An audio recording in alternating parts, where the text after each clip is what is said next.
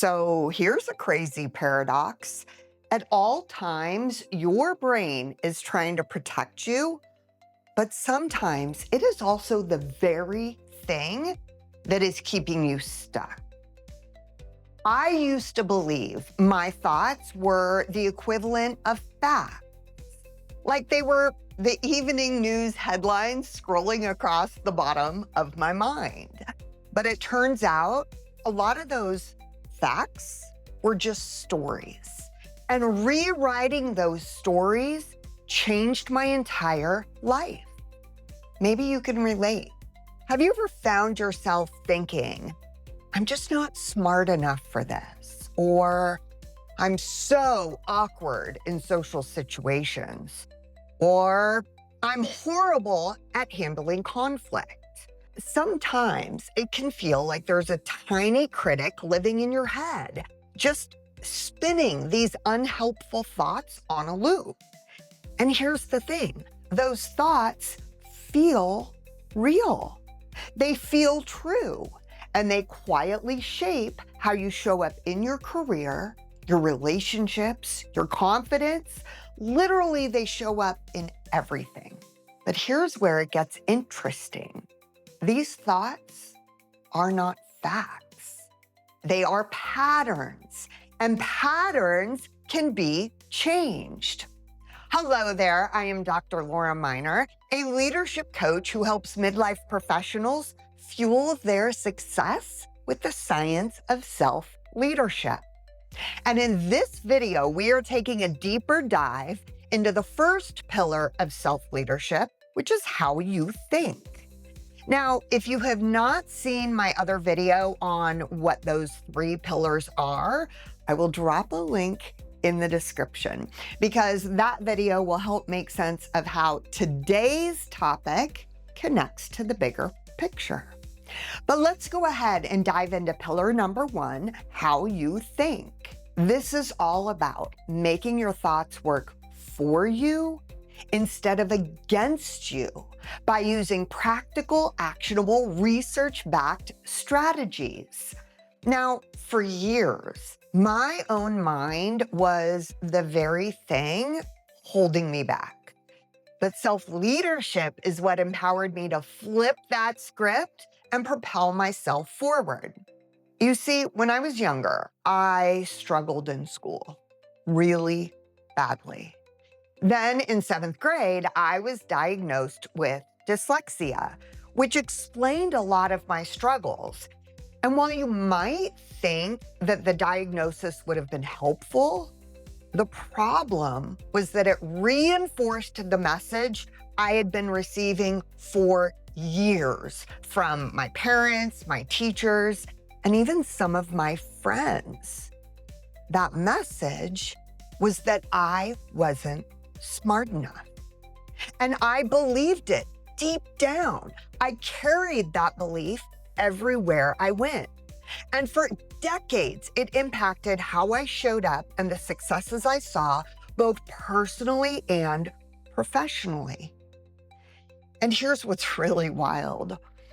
I was at a point in life where nobody was labeling me that way anymore, but I was still labeling myself that way. I still believed I wasn't smart enough, and my beliefs became my own cage. It wasn't until I was in my 40s that I finally started challenging that story. I started experimenting to test whether or not the belief was actually true. And what I discovered in the process was that those beliefs, they weren't facts. They were just thoughts that I had practiced over and over for a really long time. But just like any other habit, I had the power to change them. By the way, if you are seeing yourself in any part of my journey or resonating with what I'm sharing, would you please hit that like button and let me know?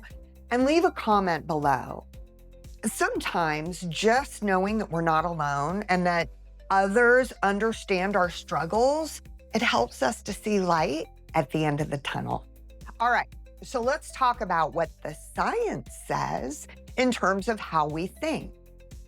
There's a branch of self-leadership called Constructive Thought Pattern Strategies. Now, these are just fancy words for the ways that we can train our minds to focus on thoughts that serve us instead of thoughts that sabotage us. Because as the research has repeatedly shown, we do have a choice most of the time about what we think and how we think it. We just need the tools to help us do so. And self-leadership gives us those tools. Now, to be really clear, this is not about slapping fake positivity on top of your problems. What we're talking about here is systematically shifting the mental patterns that shape your reality. Think about this. Two people can experience the same event at the same time in the exact same place, and yet they will have two completely different experiences. Why? Because the stories and beliefs that we filter our experiences through are different for everyone. And that's why how you think is so crucial. So let's talk about 3 specific strategies that you can leverage to elevate how you think. Starting with number 1, visualizing successful performance. Have you ever heard the saying, seeing is believing? Well, it turns out there's a lot to this. Research shows that when you mentally picture yourself successfully performing a task, it actually activates the same neural pathways as if you were physically doing that task. That's why athletes use visualization, speakers use it, leaders use it, and I used it to work through my own limiting beliefs about my intelligence. I started visualizing myself succeeding in all different ways, whether it was giving a presentation or being able to write an article or pursuing a formal education. Instead of imagining failure, I rehearsed success. And slowly, my brain started believing that all of this was possible. I was actively shifting how I think. Now let's talk about the second self-leadership strategy for how you think, and that is self-talk. This one is huge because your self-talk is always operating in the background, influencing how you think in any given moment. Self-talk is that running commentator in your mind, and it can support you absolutely, but it can also derail you. If that little voice is telling you, this is too hard, or I'm terrible at this, or I'm not smart enough. If those are the messages you're getting from your little voice, it's going to shape your feelings, it's going to diminish your confidence, and it's ultimately going to impact your actions. In other words, the little voice becomes a self-fulfilling prophecy because what you tell yourself day in and day out winds up becoming true. As an example, I worked with a client who believed that their strong accent would hold them back from running a successful business. Their mind was locked onto this story that imperfect English and a noticeable accent meant that clients wouldn't want to work with them. But that was just a thought pattern. It was not a fact. So they started practicing new self-talk and telling themselves repeatedly, my accent makes me unique and people value what I bring to the table. And the more they owned that belief, the faster their thinking started to shift. And as it did, their business grew. Not because their accent changed, but because the story they told themselves changed. That is the impact self-talk has on how you think. By the way, if you are interested in continuing to learn more about how you can level up your leadership in life with self-leadership, go ahead and hit those like and subscribe buttons. It lets me know that this content is helpful for you, and it lets YouTube know that this information is worth sharing.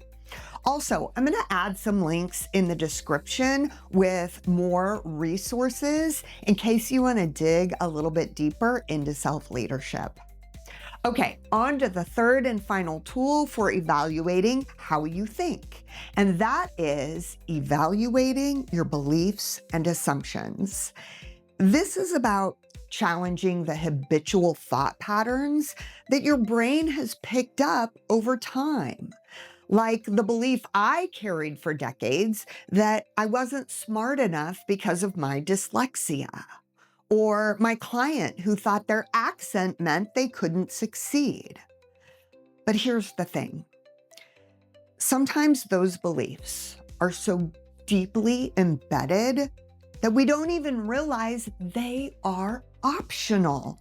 But they are, and you can examine those beliefs by asking yourself 3 simple questions.